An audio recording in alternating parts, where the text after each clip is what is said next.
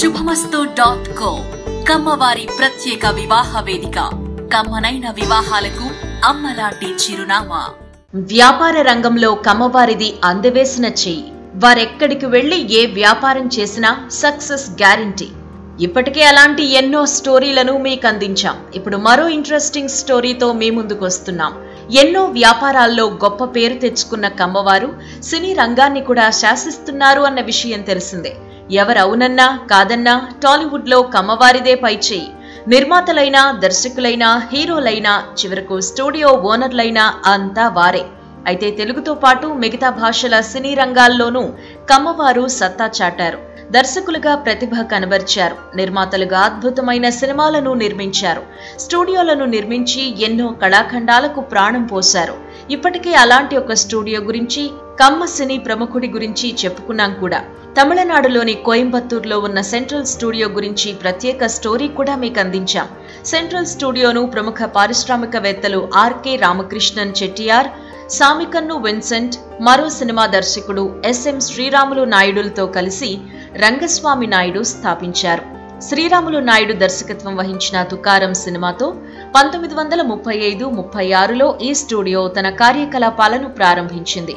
ఈ సినిమా తమిళతో పాటు తెలుగులోనూ విడుదలైంది. ఇక వీరిలో రంగస్వామి నాయుడు, శ్రీరాములు నాయుడు ఇద్దరూ కమ్మవారే. శ్రీరాములు నాయుడు ఎన్నో విజయవంతమైన సినిమాలను అందించి భారతీయ చలనచిత్ర రంగంపై చెరగని ముద్ర వేశారు. కోయంబత్తూరులో సినిమా షూటింగ్లు తగ్గుతున్న క్రమంలో ఈయన బెంగళూరుపై ఫోకస్ చేశారు. కన్నడ సినిమాలకు బెంగళూరు సెంటర్గా మారుతుందని గుర్తించి 1969లో ఓ అద్భుతమైన స్టూడియోను నిర్మించారు. అదే చాముండేశ్వరి స్టూడియో. తన సమీప బంధువు కుప్పస్వామి నాయుడుతో కలిసి ఈ స్టూడియోను అందుబాటులోకి తీసుకొచ్చారు. బెంగళూరు వసంత్ నగర్లోని మిల్లర్స్ రోడ్లో ఉన్న బొబ్బిలి రాజుల సంస్థానానికి చెందిన ఓ బిల్డింగ్ ను తీసుకుని అందులో స్టూడియోను ప్రారంభించారు. ఆ రోజుల్లోనే అద్భుతమైన టెక్నికల్ ఫీచర్లతో రికార్డింగ్ స్టూడియోను అందుబాటులోకి తెచ్చారు. కోయంబత్తూరులో సెంట్రల్ స్టూడియో సక్సెస్ కావడానికి ఎంత కృషి చేశారో అంతకంటే ఎక్కువగా ఈ స్టూడియో కోసం తపన పడ్డారు శ్రీరాములు నాయుడు. సినీ రంగంలో తనకున్న పరిచయాలతో మంచి మంచి సినిమాల ప్రాజెక్టులను చేపట్టారు. వాటి విజయం వెనుక కీలక పాత్ర పోషించారు. దీంతో రాను చాముండేశ్వరి స్టూడియో కూడా టాప్ పొజిషన్ లో నిలిచింది. ఇక ఈ స్టూడియోకు చాముండేశ్వరి అని పేరు పెట్టడం వెనుక కూడా ఓ స్టోరీ ఉందట. చాముండేశ్వరి అమ్మవారంటే శ్రీరాములు నాయుడుకు ఎంతో ఇష్టమట. అందుకే అమ్మవారి పేరు మీద ఈ స్టూడియోకు పేరు పెట్టుకున్నారు. స్టూడియో లోపల అమ్మవారి విగ్రహం ఇప్పటికీ ఉంటుంది. ఏ పని మొదలు పెట్టాలన్నా చాముండేశ్వరి అమ్మవారికి మొక్కుకున్నాకే ప్రారంభిస్తారు.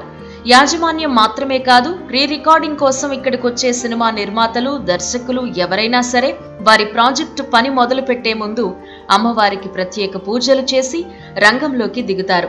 ఇక విజయమే తరువాయి అన్నట్టుగా ప్రాజెక్టు ముందుకెళుతుంది. అందుకే ఈ స్టూడియోలో పోస్ట్ ప్రొడక్షన్ పనులు చేసుకున్న సినిమాలన్నీ హిట్ అనే టాక్ వినిపిస్తుంది కన్నడ ఫిల్మ్ ఇండస్ట్రీలో. ప్రతి దర్శకుడు, నిర్మాత ఈ ఆనవాయితీని కొనసాగిస్తున్నారు. అమ్మవారికి పూజలు చేసి పనులు మొదలు పెడుతున్నారు.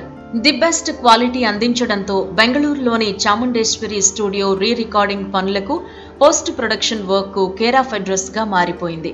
ఇప్పుడంటే ఎన్నో స్టూడియోలు అందుబాటులోకి వచ్చాయి. కానీ అప్పట్లో ఈ స్టూడియోనే అందరికీ పెద్ద దిక్కు.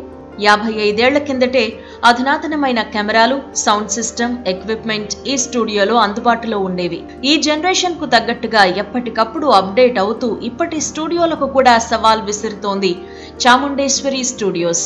ఈ స్టూడియోకు కన్నడ టాప్ హీరోలైన రాజ్ కుమార్, విష్ణువర్ధన్, అంబరీష్ లాంటి వారికి ఎంతో అవినాభావ సంబంధం ఉంది. ఈ హీరోల సినిమాల్లో ఎక్కువ వరకు ఇక్కడే పోస్ట్ ప్రొడక్షన్ వర్క్ చేసుకునేవి. చాముండేశ్వరి సినిమాలో పోస్ట్ ప్రొడక్షన్ వర్క్ పూర్తి చేసుకున్న మొదటి సినిమా కుల గౌరవ. శ్రీ ఈశ్వరి ప్రొడక్షన్ బ్యానర్ పై నిర్మించిన ఈ సినిమాలో హీరో రాజ్ కుమార్.